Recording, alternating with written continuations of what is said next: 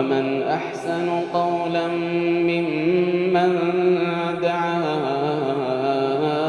إلى الله وعمل صالحا ومن أحسن قولا ممن دعا إلى الله وعمل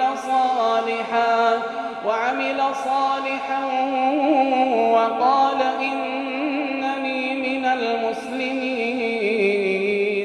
بسم الله الرحمن الرحيم. الحمد لله والصلاة والسلام على رسول الله نبينا محمد وعلى آله وصحبه ومن تبعهم بإحسان إلى يوم الدين. قال الله سبحانه وتعالى: كل آمن بالله وملائكته. الآية. زما محترم ورونو، د ایمان په شعبو کې، د ایمان په برخو کې، د ایمان په څانګو کې یوه مهمه شعبه، یوه مهمه برخه، یوه مهمه څانګه هغه دا ده چې الایمان بالملائکه، په ملائکو باندې ایمان او عقیده لرل.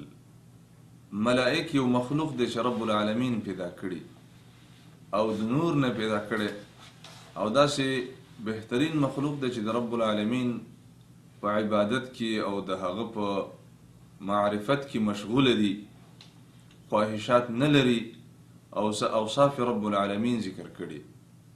او دومره ایمان پې لرل څومره چې الله سبحانه وتعالی او په اسلام کې او په احادیثو کې رسول الله صلی الله علیه وسلم بیان کړي. په دې ټولو باندې ایمان لرل دا د ایمان په برخو کې یوه مهمه برخه ده. لکه الله سبحانه وتعالی فرمایي: كل آمن بالله وملائکته.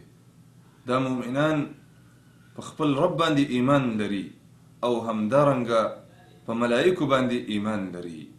نو په ملائکو باندې ایمان لرل چې دا د الله سبحانه وتعالی مخلوق دی، رب العالمین پیدا کړي. فرمای رب العالمین چې لا يعصون الله ما امرهم. ملائکه داسې مخلوق دی چې د الله سبحانه وتعالی نافرمانی نه کوي. به مختلف ملائکه دي، څه په انسان باندې مقرر دي، څه حفظه ملائکه دي چې د انسان حفاظت کوي، کرامن کاتبین دي، لیکونکي دي. همدارنګه ملک الموت دی، د مرګ ملائکه ده. او همدارنګه میکائیل او جبرائیل او دغه مختلف ملائکه. په دې ټولو باندې ایمان لرل دا د ایمان په برخو کې یوه مهمه برخه ده. او په حدیث کې هم دا په حدیث د جبریل کې راغلی چې هغه جبریل راغی او د الله د رسول نه دا ته پوښتنه وکړله چې اخبرني عن الایمان، ای محمد صلی الله علیه وسلم ما ته د ایمان خبر راکه. رسول الله ته وفرمایل چې ایمان دې ته وایي ان تؤمن بالله وملائکته الى آخر الحديث.